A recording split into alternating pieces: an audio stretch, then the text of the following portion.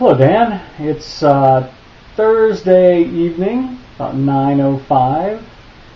Oh, got a little glare off my forehead. I think I should go powder it. Actually, there's a glare off a whole lot more forehead than there used to be. I think I only used to have this much with widow's peak like Eddie Munster, but now that's gone.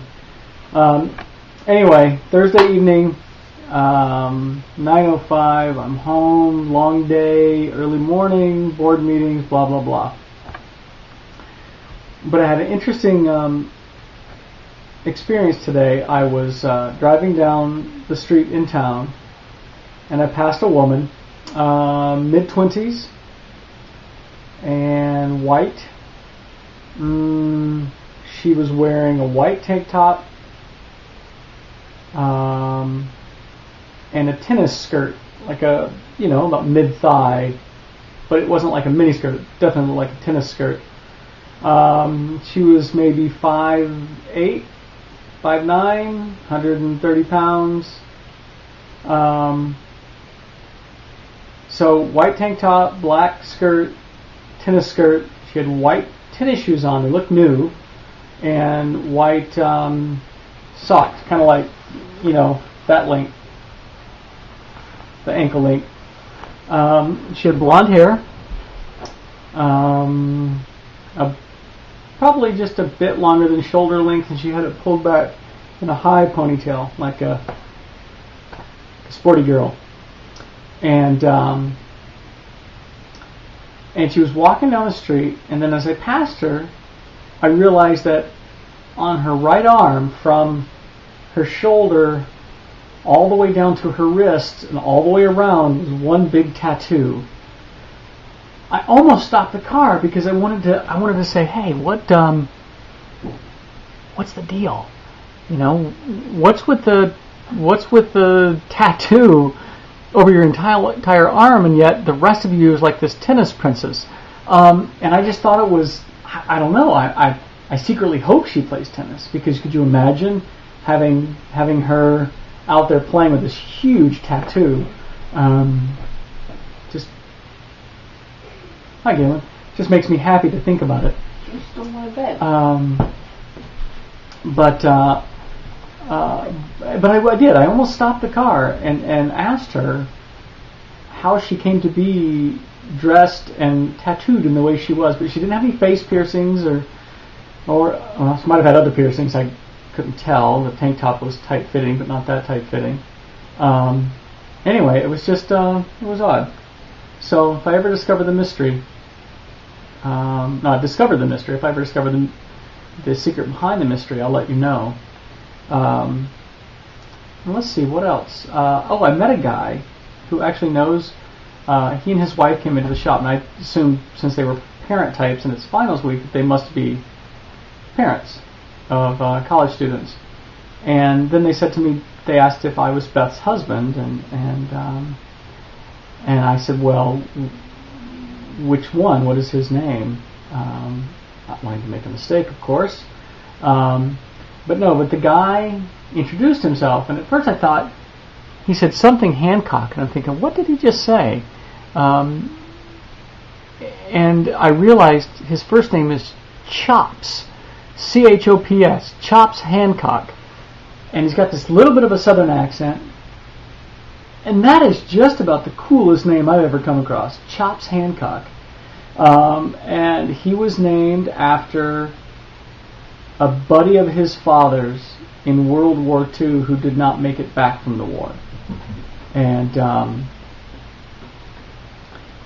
his given name is William, but his father has always called him Chops, and that's the name he's always gone by. It's on all of his business cards. It's on his Winona State. He's the Winona State photographer. He also used to work for National Geographic at some point. So Google him, Chops Hancock. So I think that if I ever get to a point where I have to change my name, I'm going to change it to Chops Hancock, because that's just so cool.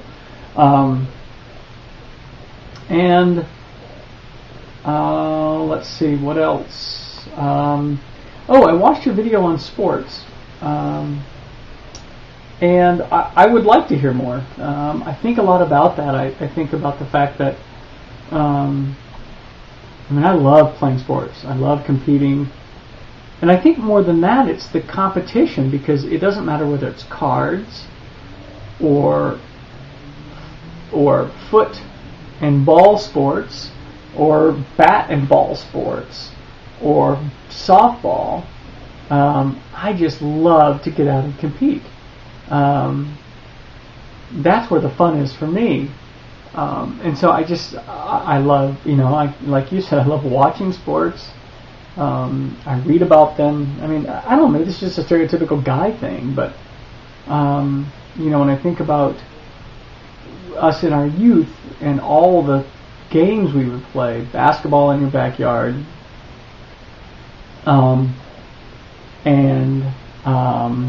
woo! What the heck is that? Yeek! Not sure what kind of sport that is, but I'm not into that kind of thing. Badminton, setting up the badminton net. Hi, Duncan. And football and just about everything. So I would love to hear more, and I love going. Like we went to the Packers game. I think we're actually going to go to another Packers game, and guess who we're going to see? Seattle Seahawks. It's the 27th of December. Yeah, Duncan's saying yay, but I don't think he's going this year. So it's the 27th of December, and I'm looking forward to that. So and then of course we've got. Did I tell you I have tickets to the PGA Championship in Hazeltine, which is near Minneapolis? That's in August. It's obviously it's one of the four major tournaments, so it's going to be good.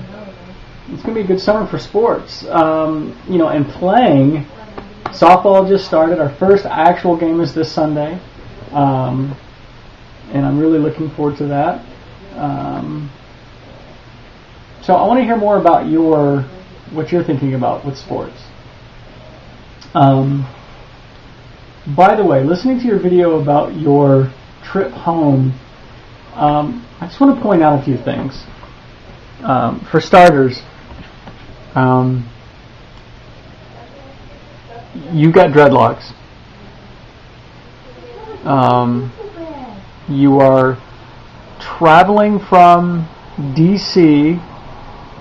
to Salt Lake City. You could be like a Rastafarian Mormon. So anyway, you're on this plane. You've got dreads. You've not been sleeping well, and you come out of the bathroom where you had your pants down while you were laying on the floor. Not without humor, I might add. I've told that story to lots of people, by the way. They all can't wait to meet you now. But if you could come without your pants on, because otherwise it might be weird. And you come out of the bathroom and you tell the stewardess that you're going to heave, and I can only imagine what what she's thinking, right? She's thinking, this guy has the swine flu. He's like he's a swinefarian, so I just and then I can see you. You're sitting there in your seat, and you've got your oxygen, and your little happy gas, and you wake up. It's like, oh.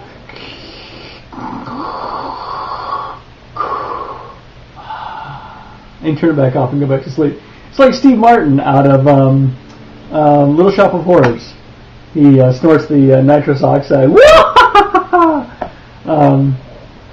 So I would love to have seen that. I'm sorry you didn't have video of you on the bathroom floor. So that's all I've got. Just got done drywalling. Trying to get this basement ready for when you guys get here. That way the upstairs is vacated. So. But I hope you have a good day. Remember the girl, tennis princess with tattoos, Chops Hancock, super photographer, and swinefarian. Those are your words of the day. And another word, lugubrious. That's your word of the day, lugubrious. All right, man. Talk to you later.